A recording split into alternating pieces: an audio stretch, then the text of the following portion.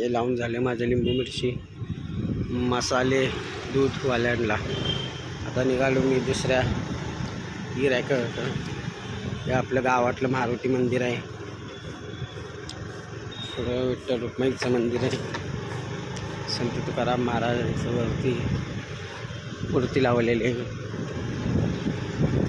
चाललो आता पुढच्या यायला. पुढं दत्ताचं मंदिर आहे आपलं गावातलं मोठं मंदिर आहे रोटेशिंगला. आता आलो मी आता केक शॉपपाशी. हे दुसरं दुकान आपलं केक शॉप. तर गॅरेजला बघतो कसा हसतो बघा. चालेल